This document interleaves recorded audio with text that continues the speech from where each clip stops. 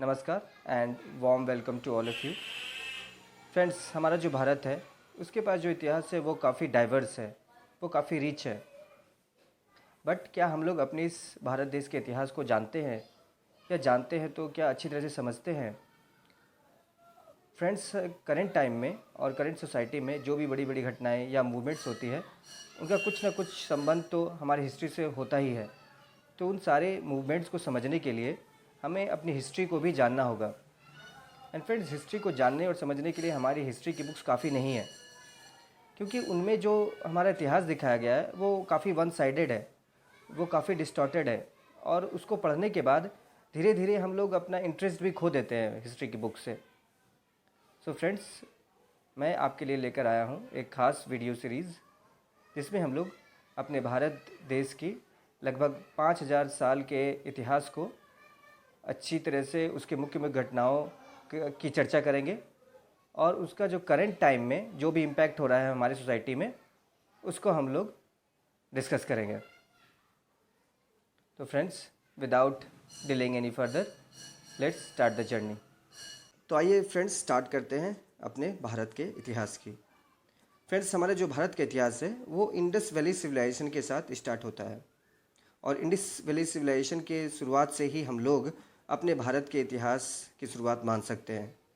But इसका वजह क्या है दोस्तों कि हम लोग इंडस वैली सिविलाइजेशन की शुरुआत से ही अपने भारत के इतिहास की शुरुआत माने? इसका कारण यह है दोस्तों कि इस इंडियन सब कॉन्टिनेंट में सबसे जो प्राचीन सभ्यता मिली है, कि वहाँ के लोगों के बारे में पता चल सके, सबसे पुराने लोग जो थे वो कैसे रहते थे, उनकी भाषा क्या थी, उनका रिलीजन धर्म क्या था, वो क्या करते थे जीवन यापन करने के लिए। ये सबसे जो पुराना रिकॉर्ड है ये हमें इंडस वैली सिविलाइजेशन के लोगों का ही पता चलता है। इससे पहले अगर कोई सभ्यता थी भी तो इसके बारे में हमें जानकारी नहीं है। इसलिए हम लोग जो अपने भारत सब कॉन्टिनेंट का जो हिस्ट्री की शुरुआत है वो इंडस वैली सिविलाइजेशन की शुरुआत से ही मानते हैं। एंड इसकी जो इस सिविलाइजेशन की जो शुरुआत है दोस्तों वो 5000 BCE एंड उसका एंड 1500 BCE तक मानते हैं।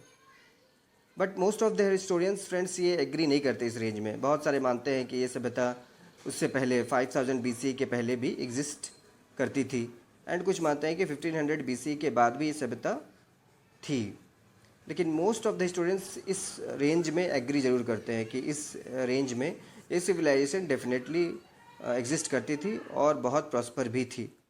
तो हम लोग जो वाइडली एक्सेप्टेड रेंज है इसी को लेकर के आगे बढ़ते हैं, 5000 BCE टू 1500 BCE। तो फ्रेंड्स, अब नेक्स्ट स्लाइड पे चलते हैं।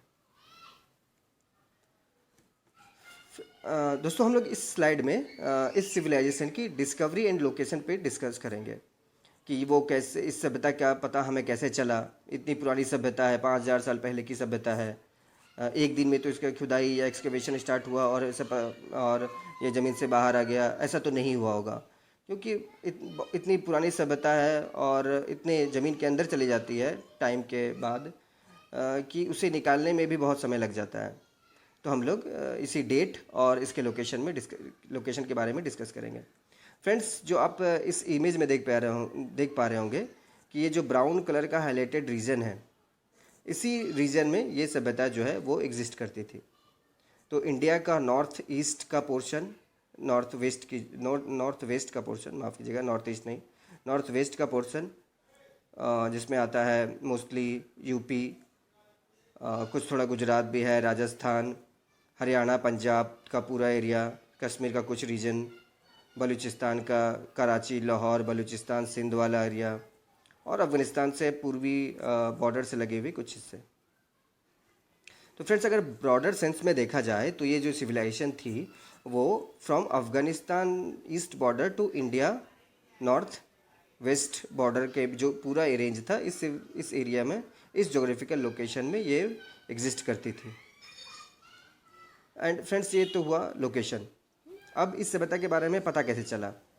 तो फ्रेंड्स, क्रम बाय क्रम, स्टेप बाय स्टेप इस सभ्यता की खुदाई होती रही, एक्सकवेशन होती रही, और इसी एक्सकवेशन डेट्स के बारे में हम लोग डिस्कस करेंगे आगे। तो फ्रेंड्स, आप देख पा रहे होंगे कि 1856 में ब्रिटिश जॉन एंड विलियम ब्रॉन्टन नाम के दो एक ब्रिटिश एम्प्लॉय थे। ब्रिटिश एम्प्लॉय अगर भी थोड़ा स्पेसिफिक होकर बोले तो ईस्ट इंडिया कंपनी के 2 एम्प्लॉय थे। उन्हें काम असाइन किया गया था कि फ्रॉम कराची टू लाहौर, जो कि करंटली भी पाकिस्तान में एग्जिस्ट करता है, उन दोनों शहरों के बीच में आपको रेलवे ट्रैक इस्टेब्लिश करनी है। तो इसी रेलवे ट्रैक इस्टेब्लिश करने के समय इन दोनों ने आसपास के एरिया का खुदाई स्टार्ट करवाया था। तो इस एरिया की खुदाई के समय ही उन्हें जो वो रेलवे ट्रैक बनाने के लिए एक्सकवेशन उसको इस एरिया की खुदाई कर रहे थे, उसी खुदाई में उन्हें ईंटें की कुछ मिट्टी की ईंटें मिल गई, और ये बहुत ज़्यादा संख्या में मिली। जितनी अंदर खुदाई करते जा रहे थे उन्हें और ईंटें मिलती जा रही थी, और ये जो ईंटें थी वो बहुत ही अच्छी क्वालिटी की थी, मिट्टी की थी बट पूरी तरह से आग में पकी हुई थी और बहुत बड़ी संख्या में मिली।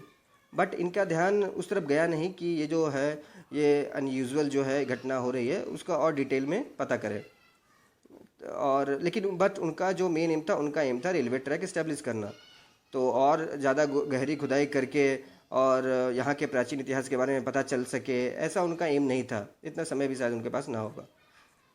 तो वो अपने एम की पूर्ति के लिए जितना खुदाई कर सकते थे किए, और जो ईंटें मिली उसका उपयोग रेलवे ट्रैक बिछाने में कर लिया।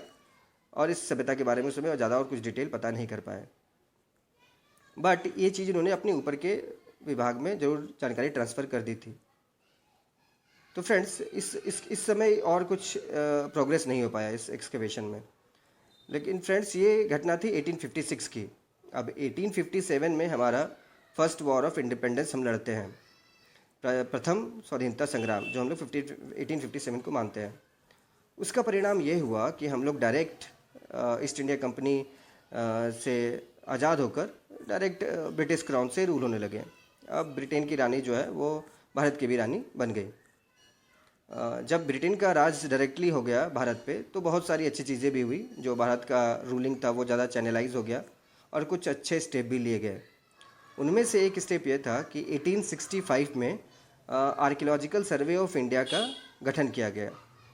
फ्रेंड्स, आर्कियोलॉजिकल सर्वे वो डिपार्टमेंट होता है जिसका काम होता है एक्सकवेट करना, इस जो भी कंसर्न्ड एरिया है उन लोगों के वहाँ के प्राचीन इतिहास के बारे में पता करना कि उनके जो पुरानी सभ्यता के जो भी लोग थे वो लोग कैसे रहते थे, उनके बारे में उनके इतिहास के बारे में पता करना ही आर्कियोलॉजिकल सर्वे का काम होता है।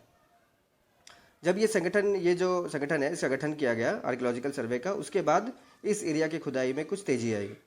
तो फाइनली जाकर 1912 में जॉन फेथफुल फ्लीट, जो कि एक ब्रिटिश एम्प्लॉय थे, वो इस एरिया की जो हड़प्पा का जो एरिया है जो पाकिस्तान में पड़ता है, उसकी खुदाई स्टार्ट किया उन्होंने 1912 में। तो खुदाई के दौरान उन्हें कुछ सील्स मिल गए वहाँ से। सील्स फ्रेंड वो मोहरे को बोलते हैं सील्स, और ये जो मोहरे होते हैं वो जो आज करेंटली 1 या 2 रुपए का कॉइन होता है उससे 4 गुना बड़ा हो सकता है। और आगे हम लोग स्लाइड में देखेंगे कि एक्चुअली में वो सील्स किस शेप साइज़ की होती थी। तो उनको सील्स मिली। तो ये जब सील्स मिली तो उन्हें इनसे बहुत इंस्पिरेशन मिला कि यहाँ पे डेफिनेटली कुछ प्राचीन सभ्यता के बारे में हमें पता चल सकता है, जिससे हमें यहाँ के लोग पहले कैसे रहते थे इसकी जानकारी मिल जाएगी। तो जब 1912 में ये घटना हुई, फिर जाके ये जो एक्सकवेशन है इस एरिया का, हड़प्पा एंड मोहनजोदड़ो का जो एरिया है जो कि अभी करंटली पाकिस्तान में पड़ता है, ये पूरा जो एक्सकवेशन इस एरिया का वो direct archaeological survey of India के द्वारा होने लगा। और जाकर 1921 और 1922 में आर्कियोलॉजिकल सर्वे ऑफ इंडिया ने इस हड़प्पा की पूरा एक्सकवेशन किया, और जाकर हड़प्पा का जो नगर है, जो टाउन है, जो ज़मीन के अंदर पूरी दबी हुई थी, वो एक्सकवेशन में हमें मिल गया। ये घटना है 1921 और 1922 की। उसके बाद एक्सकवेशन चलता रहा, 1922 के बाद भी चलता रहा, और by 1931 we also excavated the area of Mohenjodaro. जो मोहनजोदाड़ो के एरिया है जो अभी भी पाकिस्तान में पड़ता है, उसको भी 1931 तक हम लोगों ने एक्सकवेट करके बाहर निकाल लिया था। तो जो इस सभ्यता की जो 2 मेन शहरें थी, हड़प्पा एंड मोहनजोदड़ो की, वो 1921 में इस सभ्यता की एक्सकवेशन स्टार्ट हुआ, और बाय 1931 हम लोगों ने 2 नगरों के बारे में पता कर लिया था, और इससे हमें बहुत जानकारी भी मिल गई थी इस 2 नगरों के एक्सकवेशन के बाद। फ्रेंड्स, जो इंडस वैली सिविलाइजेशन है इसका एक्सकवेशन बाय 1931 तक ही स्टॉप नहीं हुआ। इसके बाद 1947 में आप जानते हैं जैसे 47 में हमारा देश आज़ाद हुआ, उसके बाद पार्टीशन भी हो गया। पाकिस्तान का एरिया वाले जो है, पाकिस्तान में मोहनजोदाड़ो एंड हड़प्पा वाला रीजन ट्रांसफ़र हो गया उधर, और यहाँ पर जो है इंडिया का एरिया है वहाँ पे पंजाब हरियाणा का जो एरिया है, जो लोथाल जो है जो गुजरात में पड़ता है, वो भी इंडस वैली सिविलाइजेशन का एक मेन सिटी है। राखीगढ़ी जो कि हरियाणा में पड़ता है, अब तो एक्सकवेशन में साबित भी हो गया है कि राखीगढ़ी का जो एरिया है जो हरियाणा में है वो हड़प्पा एंड मोहनजोदड़ो से भी बड़ा टाउन है। तो यहाँ पे बहुत सारी अभी रेडिकल जो इन्फॉर्मेशन है वो बाहर आ रही है और इसके बारे में और हमें फ्यूचर में जानकारी मिलती रहेगी। तो फ्रेंड्स, ये था इस सिविलाइजेशन का लोकेशन एंड डिस्कवरी की इतिहास कि कैसे हमें पता चला, और इस एरिया का अभी भी इस सभ्यता के और भी जो कनेक्टेड शहरें हैं, कंसर्न शहरें हैं, उसका एक्सकवेशन चल रहा है। तो फ्रेंड्स, इसके बारे में और हमें जानकारी आगे मिलती रहेगी। फ्रेंड्स, तो हम लोग अब नेक्स्ट स्लाइड में चलते हैं। इस स्लाइड में हम लोग डिस्कस करेंगे कि करेंट टाइम में इस जो ये इंडस वैली सिविलाइजेशन थी उसका इम्पैक्ट क्या हुआ, जो कि इस हमारे सीरीज़ का मेन एम है कि आप तक वो जानकारी पहुंचाना कि हमारे जो पास्ट में, हमारे जो हिस्ट्री में जो भी घटनाएं हुई हैं उसका हमारे जो करंट टाइम है, हमारे जो करंट हिस्ट्री है, जो हमारा करंट इंडिया है, उस पर क्या इम्पैक्ट हुआ है, इसकी जानकारी पहुंचाना और उसको कनेक्टेड करना है हिस्ट्री से। ये जो मेन एम है इस वीडियो सीरीज़ का, इसी पे बेस्ड है ये स्लाइड। तो फ्रेंड्स, फटाफट शुरुआत करते हैं। तो फ्रेंड्स, फर्स्ट पॉइंट आप लोग देख रहे हो कि ये इस सिविलाइजेशन ने क्या किया। It destroyed old theory of Aryan being the native people of India. Friends, जैसे आप जानते हैं कि हम लोग पहले मानते थे कि आर्यंस जो हैं वो भारत के सबसे नेटिव पीपल है, सबसे पुराने लोग हैं, और हम लोग जो हैं वो आर्यंस के वंशज हैं। और इनकी जो दी हुई सभ्यता है आर्यंस की, वो वैदिक सभ्यता ही हमारी सभ्यता है, और इनके पहले यहाँ पे कोई लोग रहते नहीं थे इंडिया के, यही इंडिया के मूल निवासी है। But friends, most of the historians agree करते हैं कि ये जो वैदिक सिविलाइजेशन है, आर्यन सिविलाइजेशन है, वो अराउंड 1500 BCE के आसपास इसका शुरुआत हुआ था। लेकिन हम लोगों ने जैसे पिछले स्लाइड में भी देखा, ये सिविलाइजेशन वे बैक 5000 BCE से शुरुआत होती है इसकी, और ये इसके आगे भी जा सकती है। मीन्स 5000 BC टू इससे पहले 6000 BCE भी ये सिविलाइजेशन एग्जिस्ट करती थी। सो फ्रेंड्स, डेफिनेटली आर्यन से पहले भी यहाँ एक बहुत प्रॉस्पर सिविलाइजेशन थी। सो आर्यंस को हम लोग नेटिव पीपल नहीं मान सकते। यहाँ के जो हो सकता है कि ये जो इंडस वैली सिविलाइजेशन के लोग थे वो ही इस भारत सब कॉन्टिनेंट के मूल निवासी थे।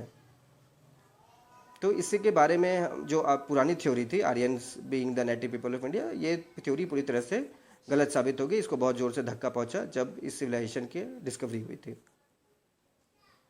एंड इसने क्या किया फर्दर, इसने क्या किया, दूसरा इफेक्ट ये हुआ कि it established India's history before वैदिक सिविलाइजेशन। तो डेफिनेटली फ्रेंड्स, आर्यंस ने जो वैदिक सिविलाइजेशन हमें दिया है, ये सिविलाइजेशन उससे पुरानी है, तो इनकी जो सभ्यता है वो सभ्यता भी हमारी सभ्यता हो जाती है, और जो पुरानी सभ्यता थी वैदिक सिविलाइजेशन की, उससे भी प्राचीन सभ्यता से हमारा इतिहास जुड़ जाता है। एंड तीसरा जो सबसे खतरनाक करंट टाइम इम्पैक्ट हुआ है फ्रेंड्स इस सिविलाइजेशन का, वो देखेंगे हम लोग अब। ये तीसरा क्या है, Aryan invasion theory and divide in Aryan and Dravidian. Friends, अंग्रेजों ने, ये तीसरा पॉइंट आपको समझना होगा कि अंग्रेजों ने एक अच्छा काम किया कि उन्होंने एक सिविलाइजेशन की डिस्कवरी की, लेकिन उन्होंने अपने इस अच्छे काम को भी हमें डिवाइड करने में ही इसका उपयोग किया। अंग्रेज तो आप जानते हैं कि संख्या में बहुत कम थे। अब इतने बड़े देश पे इन्हें रूल करना है तो इन्हें तो हमें बांटना ही होगा, और वैसे भी वो डिवाइड एंड रूल में बहुत माहिर थे।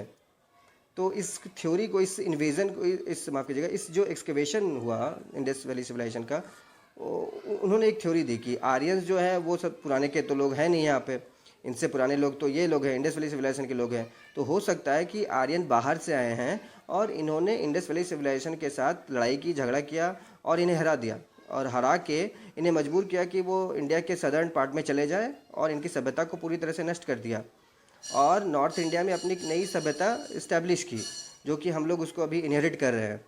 तो एक्चुअली आर्यंस जो हैं वो आक्रामक हैं, और यहाँ के मूल निवासियों को उन्होंने प्रताड़ित किया है, और उन्होंने साउथ इंडियन के लोगों को इस सिविलाइजेशन के साथ जोड़ा, ब्रिटिश के लोगों ने, और जोड़कर बताया कि नॉर्थ इंडियन के लोग हैं वो आक्रामक है, और साउथ इंडियन के लोग हैं उनको हराया है इन लोगों ने। तो उन्होंने सीधे सीधे नॉर्थ एंड साउथ इंडिया में डिवाइड करने की कोशिश की, और एक्चुअली ये डिवाइड करने की कोशिश तो की, but most of the south Indian जो स्टेट्स है, जो अभी का करंटली स्टेट्स है, तमिलनाडु, कर्नाटक, आंध्र, सब ने नकार दिया इस थ्योरी को। बट तमिलनाडु इस चक्कर में फंस गया, और तमिलनाडु में अभी भी द्रविडियन मूवमेंट चलती है। मेनली तमिलनाडु में ही एग्जिस्ट करती है वो मूवमेंट। तो उनका एम है कि वो मानते हैं कि आर्यंस जो है वो इन्वेड किया है उन्होंने, और उन्होंने उनकी जो पुरानी सभ्यता थी उसको डिस्ट्रॉय किया है, और वो इस इंडस वैली सिविलाइजेशन से अपने आप को कनेक्ट करते हैं। तो ये एक बहुत घातक परिणाम हुआ इस सिविलाइजेशन के बाद, इस सिविलाइजेशन की जो डिस्कवरी हुई उसके बाद ये एक बहुत घातक परिणाम ये निकला कि हमें नॉर्थ एंड साउथ इंडिया के में बांटने की कोशिश की गई। रिफ्ट जो फोर्थ पॉइंट है दोस्तों, वही उसका इम्पैक्ट, वही इफेक्ट यही हुआ कि it's created a rift in culture of north and south India. अब फ्रेंड्स ये जो बांटने की कोशिश की गई, बट फ्रेंड्स आप ऐसे देखें तो ये जो सिविलाइजेशन है वो पूरी इंडिया की सिविलाइजेशन है। अब जो आर्यंस आए हैं वो इन्वेड किया है उन्होंने, इसकी भी मोस्ट ऑफ द हिस्टोरियंस अब इस बात से नकारते हैं कि आर्यंस ने इन्वेड नहीं किया था। वो या तो यहीं के लोग थे, जो पुराने इंडस वैली सिविलाइजेशन के लोग थे, वो ही बाद में उन्होंने एक नई सभ्यता बनाई, और या वो उन्होंने माइग्रेट किया था दूसरी जगह से, लड़ाई करके उनको हरा दिया, उनकी सभ्यता को नष्ट कर दिया, उन्हें साउथ में भेजने, साउथ इंडिया की तरफ रीजन में जो है जाने पर मजबूर किया। ऐसा कोई डिस्कवरी भी नहीं हुई एक्सकवेशन में, और मोस्ट ऑफ द हिस्टोरियंस अब ये इस थ्योरी को नकारते हैं सीधे सीधे, और मानते हैं कि आर्यंस ने, अगर वो नेटिव पीपल नहीं भी थे तो वो इन्होंने माइग्रेट किया था, इन्वेड नहीं किया था। बट फ्रेंड्स हमें ये नहीं, इस डिस्कशन पे ज़्यादा जाना ही नहीं, क्योंकि ये जो इंडस वैली सिविलाइजेशन है वो हमारे पूरे भारत का पुराना इतिहास है। वो नॉर्थ एंड साउथ, इसमें कोई डिवाइड नहीं है, पूरे भारत फ्रॉम कश्मीर टू कन्याकुमारी, ये जो पूरा भारत है उसका ये सबसे प्राचीन इतिहास है जो इंडस वैली सिविलाइजेशन है। सो फ्रेंड्स इसी के साथ हम लोग अब नेक्स्ट स्लाइड की ओर आगे बढ़ते हैं। तो फ्रेंड्स अब इस स्लाइड में हम लोग डिस्कस करेंगे इस जो सिविलाइजेशन थी इसके फीचर्स के बारे में। मींस यहाँ के इस हम लोग स्लाइड में देखेंगे कि यहाँ पे इस सिविलाइजेशन के लोग अपनी जीवन यापन करने के लिए क्या करते थे, उनके रहने का तरीका क्या था, वो कौन सी भाषा का इस्तेमाल करते थे, उनका रूलिंग कैसे होता था, तो हम लोग ये सब इस स्लाइड में देखेंगे। फ्रेंड्स तो जो एक्सकेवेशन में सबसे स्ट्राइकिंग फीचर्स इस सिविलाइजेशन की मिली है वो मिली है इनकी टाउन प्लानिंग, और इनका जो महत्व है हाइजीन और क्लीननेस को लेकर, वो इस सिविलाइजेशन की फर्स्ट स्ट्राइकिंग पॉइंट है। फ्रेंड्स इस सभ्यता की जो इंडस वैली सिविलाइजेशन है उसके समकालीन और दो सभ्यताएं थी, मेसोपोटामिया मिस्र की सभ्यता और एक चाइना की सभ्यता। तो फ्रेंड्स ये जो दोनों सभ्यताएं थी उनमें इस सभ्यता की जो टाउन प्लानिंग थी वो तो सबसे बेमिसाल थी, बेहतरीन थी। बट फ्रेंड्स ये इनका जो नगर का टाउन प्लानिंग था वो आज के समय के जो हमारी जो टाउन प्लानिंग है उससे भी आगे थी। ये आप अगर आपको सुनने में हैरानी हो रही हो, लेकिन ये फैक्ट है कि उनकी जो टाउन प्लानिंग थी और उनकी जो सफाई के प्रति उनकी जो सजगता थी वो अभी से भी ज़्यादा थी, अभी के टाइम से भी ज़्यादा थी। क्योंकि फ्रेंड्स उनके आप जो इमेज में भी देख पा रहे होंगे कि जो फर्स्ट एंड सेकंड इमेज है उसमें उनके नगरों का स्ट्रक्चर आप देख पा रहे होंगे। फ्रेंड्स है मिट्टी की, लेकिन मिट्टी की प्रतीत होती होंगी आपको, लेकिन वो जो पकी हुई ईंटें की बनी हुई वो पूरी संरचना है, और आज के तरह सीमेंट वो सब जो और भी तरीके आ गए उनका उपयोग नहीं किया है। बट उस समय के हिसाब से आप देखें तो उनकी संरचना जो है और प्लानिंग जो थी और जो सोच के उन्होंने नगर का निर्माण किया था वो बेमिसाल थी। उसका कुछ पॉइंट ये है दोस्तों कि उनके जो 1 स्टोरेज और 2 स्टोरेज बिल्डिंग्स उनके जो नगर में मिली हैं हमें एक्सकेवेशन में, उनमें जो ईंटों का इस्तेमाल हुआ है वो उनका रेशियो एकदम फिक्स है। मींस ऐसा नहीं है कि एक मकान जो ईंटें यूज़ कर रहा है 2 स्टोरेज बिल्डिंग के लिए, दूसरे मकान 2 स्टोरेज बिल्डिंग के लिए वो कोई अलग रेशियो, वो अलग कोई प्रकार की ईंटें का इस्तेमाल कर रहा हो, ऐसा नहीं है। सभी घरों में एक जैसे ईंटें और एक ही रेशियो की ईंटें इस्तेमाल होती थी। एंड फ्रेंड्स उन्होंने इस तरह से अपने घरों का निर्माण किया था और खिड़कियों को इस तरह से लोकेट किया था घरों में कि सूर्य की जो मैक्सिमम रोशनी है वो घर के अंदर आए। एंड सबसे और जो घर के किचन या कोई भी एक रूम होता था उससे एक नाली बाहर की ओर निकलती थी, और वो नाली एक मेजर नली या नाले में मिलकर शहर से दूर जो कचरा होता था उसको ले जाती थी। एंड फिर सबसे महत्वपूर्ण बात यह है कि उनकी जो नाली थी वो पूरी तरह से ढकी हुई थी मोस्ट ऑफ द प्लेसेस में। मीन्स कोई खुला एरिया नहीं था नाली का। यहाँ पर आप देखेंगे तो हमारे नगरों में हर एक घर का अपना एक अलग ईंटों का रेशियो होता है, और नाली तो कहीं भी आपको खुली मिल जाएंगी। तो बट उनको ये इतना अनुमान था, वो उनको इतनी सोच थी कि हमें अपने नालियों को खुला नहीं रखना है, उसको ढक कर रखना है, वरना कुछ बीमारी और कुछ इन्फेक्शन फैल सकता है जिसको संभालना मुश्किल हो जाएगा। तो उनको इतनी सजगता थी, वो इतने अवेयर थे, डेवलप थे कि वो ये सब सोचकर अपने नगरों का निर्माण करते थे। अनाज को सही जगह, सही ज़्यादा दिनों तक रखने के लिए उन्होंने अनाज संग्रहालय का भी निर्माण किया था, ताकि ज़्यादा दिनों तक अनाज को बचाया जा सके। तो ये सब सोचकर ये कुछ मेन पॉइंट्स थे उनके नगर के संरचना की। और उनकी जो टाउन प्लानिंग थी वो अभी के टाइम के हिसाब से हम लोग, हमारे जो टाउन की प्लानिंग होती है उससे भी बहुत आगे थी। एंड फ्रेंड्स, तो यहाँ के लोग एग्रीकल्चर एंड ट्रेड में क्या करते थे? नगरों में का उनका तो जो प्लानिंग था वो बहुत बेमिसाल था, लेकिन वो आप लोग खाने पीने के लिए खेती किया करते थे। और खेती में वो जौ, बाजरे, चावल और ये सब की जो खेती होती है, जो नॉर्मली इंडियन सबकॉन्टिनेंट में होती है, उन सब की खेती किया करते थे। एंड फ्रेंड, जो सबसे जो मसालों का वो बहुत ज़्यादा उपयोग करते थे और उसको एक्सपोर्ट भी करते थे मसालों को। एंड फ्रेंड्स, इस जो सिविलाइजेशन है उनकी जो पहली फीचर्स थी सबसे स्ट्राइकिंग, वो तो उनको टाउन प्लानिंग एंड क्लीनेस है। एंड दूसरी उनकी स्ट्राइकिंग फ्रेंड्स है फ्रेंड, उनका ट्रेड। ट्रेड उनका, उनके जो ट्रेड का सबूत मिला है वो हम लोग देखते हैं कि मेसोपोटामिया से लेकर चाइना तक वो ट्रेड करते थे, बाई रोड एंड बाई सी। तो फ्रेंड्स, आप तो समझ मैंने सोच सकते हैं कि वो लोग कितना डेवलप थे, कि वो लोग नावों के जरिए, नावों का इतने बड़े सक्षम नावों का इस्तेमाल कर पाते थे और नावों के द्वारा दूर दूर तक अपने जो मसालों और जो अनाज है उनका निर्यात करते थे और वहाँ से कुछ चीज़ें लाकर यहाँ पे इंडस, अपनी जो सिविलाइजेशन का एरिया है, हड़प्पा मोहनजोदड़ो का एरिया है, वहाँ पे बेचा करते थे। तो उनमें उतनी उतनी सजगता थी, उतना वो डेवलप कर चुके थे इन सब चीज़ों में। तो ट्रेड के हिसाब से भी देखा जाए तो वो बहुत आगे थे। क्राफ्ट एंड साइंस तीसरा पॉइंट है फ्रेंड। तो क्राफ्ट आप देख पा रहे होंगे फ्रेंड्स की जो नीचे से सेकंड इमेज है उसमें एक लेडी का फिगर है। लेडी के फिगर में हाथों में और पैरों में बैंगल्स का डिज़ाइन बना हुआ है। तो डेफिनेटली यहाँ के जो महिलाएं थी उनको सजने संवरने के लिए, बैंगल्स के लिए जो भी तांबे का जो भी बना सकते थे सजने संवरने का सामान, वो लोग इसका इस्तेमाल करते थे।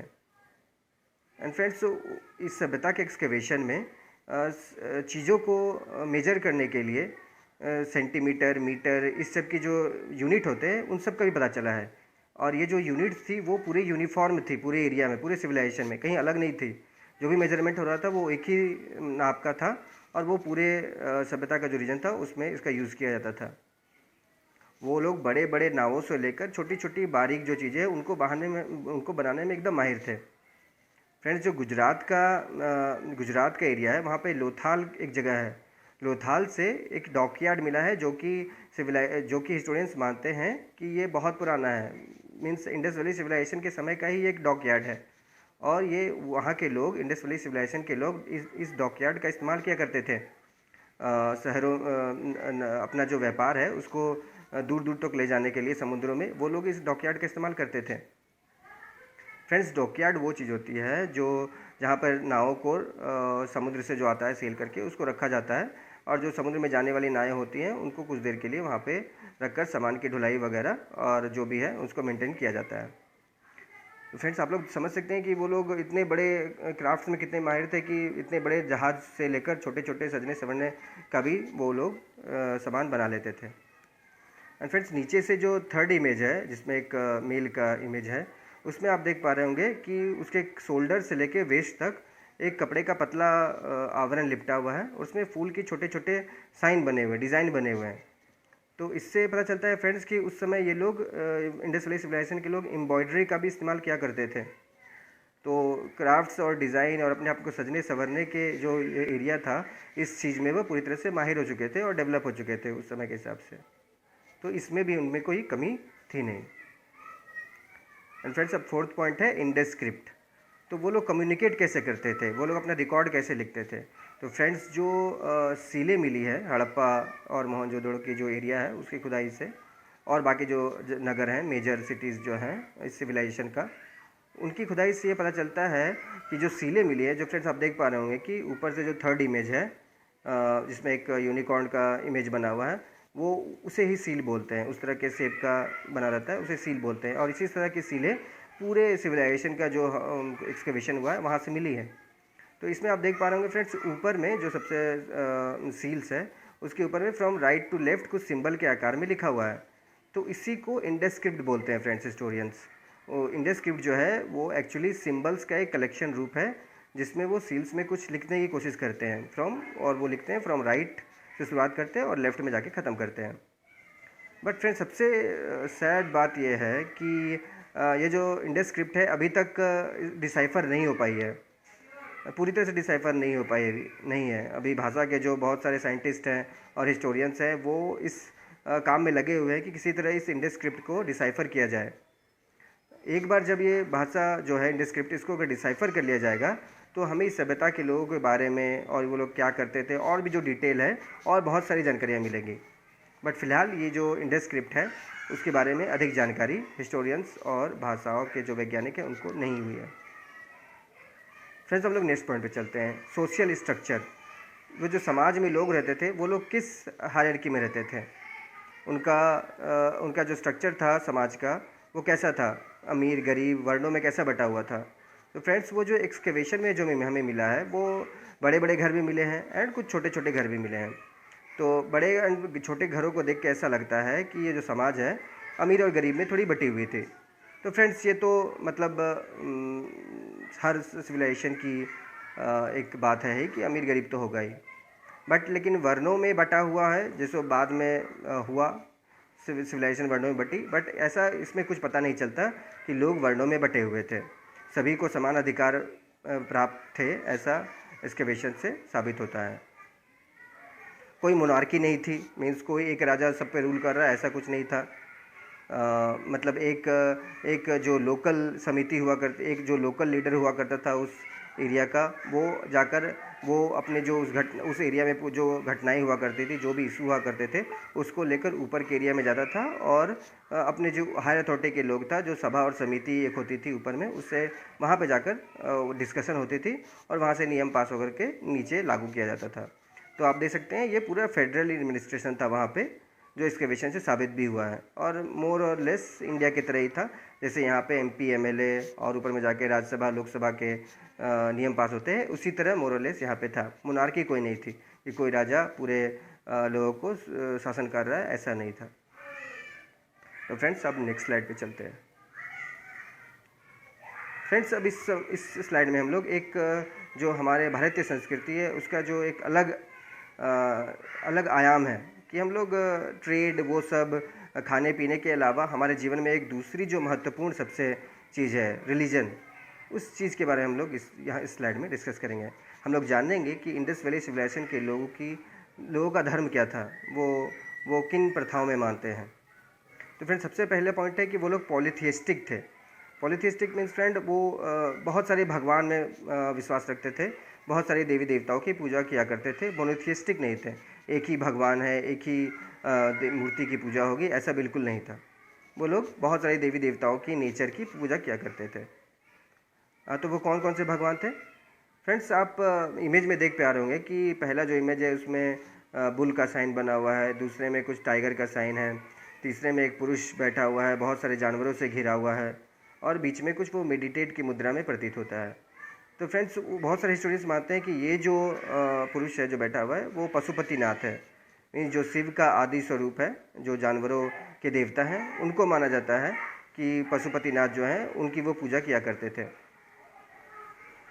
पशुपतिनाथ, शिवा, रुद्रा जो उनका एक एंग्री वर्सन है, उन सब की ये पूजा किया करते थे। और जो एक्सकेवेशन में एक फ्रेंड्स बहुत ज़रूरी चीज़ मिली है वो मिली है एक लेडी गॉडेस की मूर्ति मिली है और ये बहुत सारे घरों में मिली है। हिस्टोरियंस मानते हैं कि यहाँ के जो लोग थे वो इन्हें मदर अर्थ की तरह वर्शिप किया करते थे और इन्हें प्रॉस्पेरिटी एंड फर्टिलिटी का सिंबल मानते थे और इसी आस्था के साथ वो इसकी पूजा किया करते थे। और ऐसा एक्सकेवेशन में प्रतीत होता है दोस्तों कि ये जो लेडी है ये यहाँ की कोई मेन देवी रही होंगी उस समय की। वो लोग वर्शिप मतलब नेचर की भी पूजा बहुत किया करते थे, नदी, पेड़, बहुत सारे जानवरों की पूजा किया करते थे।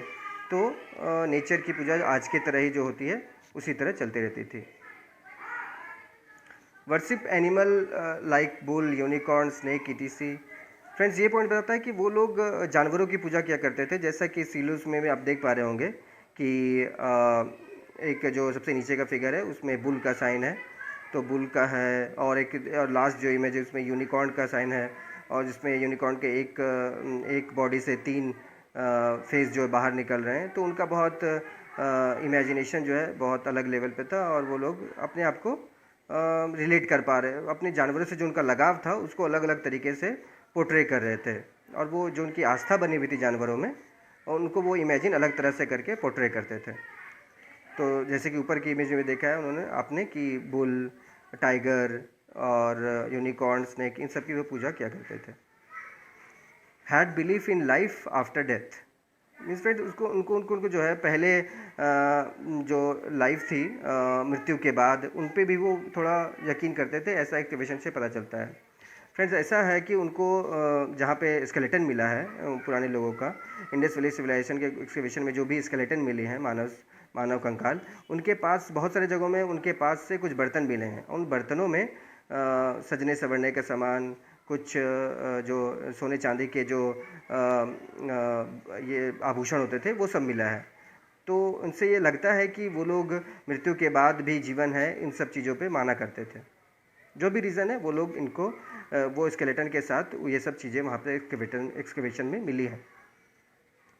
स्वास्तिक मीन्स एक्सकवेशन में फ्रेंड्स वहाँ पे जो घर मिले हैं, बहुत सारे घरों में जो बड़े बड़े दरवाजे हैं उन पे स्वास्तिक का साइन मिला है, आज के तरह ही। जिस स्वास्तिक के साइन को हम लोग बहुत पवित्र मानते हैं, ये जो स्वास्तिक साइन है उस समय इंडस वैली सिविलाइजेशन के समय से ही चली आ रही है हमारे कल्चर में, और इनका भी स्वास्तिक सिंबल का उपयोग भी वो लोग बहुत ज़्यादा किया करते थे। योगा में उनका बहुत सारा विश्वास था। एंड अस्थि विसर्जन, मीन्स अस्थि विसर्जन जो अभी हम लोग का कल्चर में है कि हम लोग जो पुराने जो मृत व्यक्ति हैं उनका अस्थि को संभाल के रखते हैं और जाके कोई पवित्र नदी में उसका विसर्जन करते हैं, इस तरह का भी प्रचलन था उस समय। एक्सकवेशन से फ्रेंड्स पता चला है कि वहाँ के जो स्केलेटन जो मिले हैं उसके आसपास से एक कुछ पॉट्स मिले हैं, घरों से कुछ पॉट्स मिले हैं, जिससे उन पे जो पुराने लोग थे उनके जो बॉडी के अवशेष बचे हुए उनको अस्थियों के अवशेष को उन्होंने संभाल के रखा हुआ था। तो फ्रेंड लगता है कि इन सब सभ्यताओं में, इन सब चीज़ों में जो कि बहुत सारी प्रथाएं जो है जो अभी भी हमारे यहाँ चल रही है, जैसे नेचर की पूजा, जानवरों की पूजा, उसके बाद स्वास्तिक सिंबल में इतनी आस्था, अस्थि विसर्जन में विश्वास, ये सब चीज़ों से लगता है कि वो जो कल्चर है अभी तक हम लोग इनहेरिट होकर चलता आ रहा है। बहुत सारी उनकी कुछ खास विशेषताएं भी थी जो अलग थी, लेकिन बहुत सारी जो रिलीजन्स के आयाम थे, स्वरूप थे, वो आज की तरह ही मिलते जुलते थे। तो फ्रेंड्स अब हम लोग इस नेक्स्ट स्लाइड में चलते हैं। फ्रेंड इस सिविलाइजेशन में हम लोग देखेंगे कि ये जो सभ्यता इतनी प्रॉस्पर थी, इतने बढ़िया तरीके से चल रही थी, उसका डिस्ट्रक्शन कैसे हुआ। फ्रेंड्स ये जब सिविलाइजेशन प्रॉस्पर थी तो अराउंड 1500 BC के आसपास या उसी टाइम रेंज में 1500 के आसपास के टाइम में ये सभ्यता अचानक से हिस्ट्री के पन्नों से गायब हो जाती है। हमें पता ही नहीं चलता कि ये जो सिविलाइजेशन इतनी प्रॉस्पर थी वो अचानक से गायब कैसे हो गई हिस्ट्री से, क्या वजह थी। तो उनके गायब होने की जो स्टोरी है या जो सबूत चाहिए, मैंने वो कैसे नष्ट हो गए, इसका हमें अभी तक पता नहीं चल पाया है। तो ये बहुत एस्टॉनिशिंग फैक्ट है दोस्तों कि ये जो सभ्यता है, सबसे पुरानी सभ्यता है हमारी, वो नष्ट कैसे हुई, वो इसका हमें एग्जैक्ट अभी तक पता नहीं चल पाया है।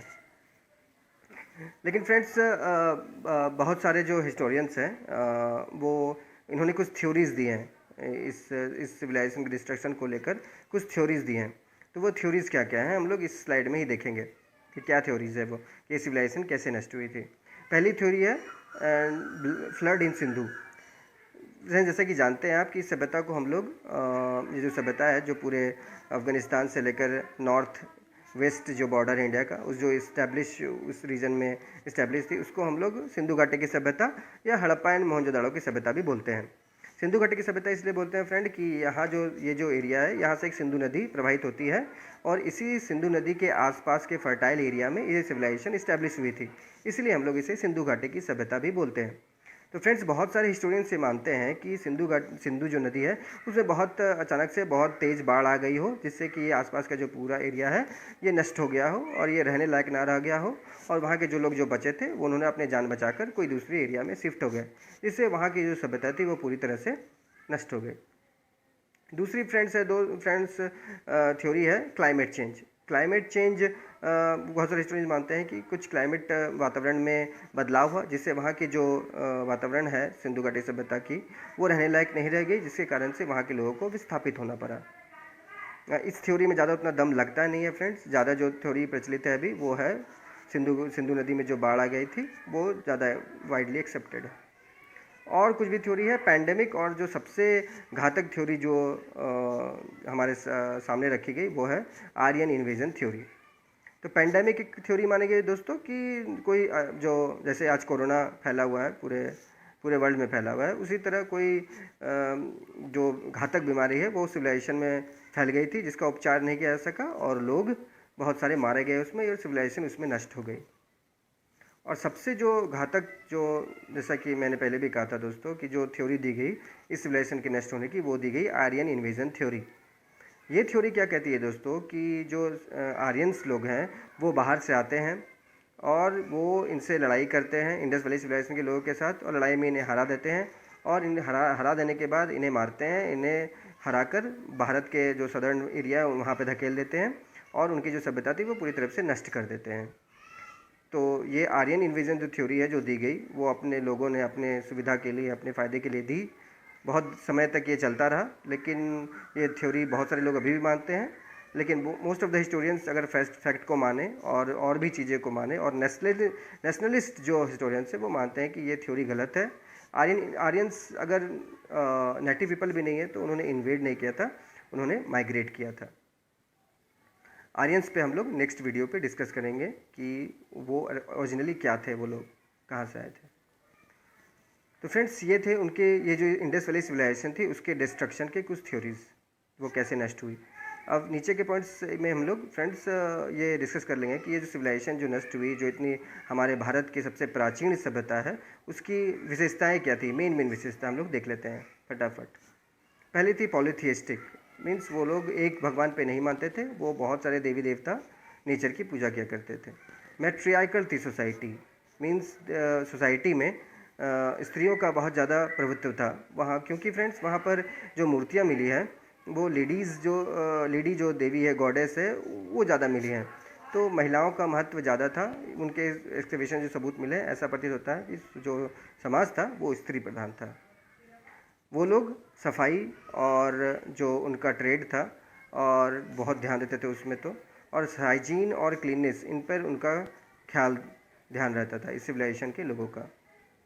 चौथा फ्रेंड्स है फेडरल एडमिनिस्ट्रेशन, मीन्स दोस्तों कि वहाँ पे कोई मोनार्की तो थी नहीं, जैसे हम लोगों ने पहले डिस्कस किया। वो लोग एक फेडरल एडमिनिस्ट्रेशन जो कि मोर और लेस लाइक इंडिया ही थी, उस तरह की जो संरचना थी एडमिनिस्ट्रेशन का, उस तरह की संरचना से ही वहाँ के लोग रूल किए जाते थे। लोकल लीडर थे, वो जाकर ऊपर की सभा समिति में जाकर डिस्कशन करते थे, और कोई भी नियम जो भी पास होता था वो नीचे लाकर इम्प्लीमेंट किया करते थे। कोई भी एक मोनार्की या कोई वंश का रूल साबित नहीं हो पाया इस सिविलाइजेशन से। और नागरिकों को समान अधिकार प्राप्त थे, कोई भी वर्ण के हिसाब से कोई भी मतभेद नहीं था। अमीर गरीब का मतभेद जरूर था, लेकिन ऐसा कि किसी से मतभेद, किसी छोटे को या कोई किसी को अलग जाति का बनाकर मतभेद किया जाता हो, ऐसा बिल्कुल ही नहीं था। सभी नागरिकों को समान अधिकार प्राप्त थे। तो फ्रेंड्स इसी के साथ इस स्लाइड का और इस स्लाइड में जो इंडस वैली सिविलाइजेशन की विशेषताएँ थी और उसका अंत कैसे हुआ, इस वीडियो में हम लोगों ने जाना, और इसी के साथ ही इस स्लाइड का भी समापन होता है। आई होप फ्रेंड्स कि आपको ये वीडियो पसंद आया होगा। इन द नेक्स्ट वीडियो हम लोग वैदिक सिविलाइजेशन, उसकी सभ्यता, उसके फीचर्स और उसका करेंट टाइम पे जो इम्पैक्ट हुआ है हमारे लाइफ पे, उस पर डिस्कस करेंगे। तब तक के लिए खुश रहिए, मुस्कुराते रहिए, अपने और अपनों का ख्याल रखिए। नमस्कार।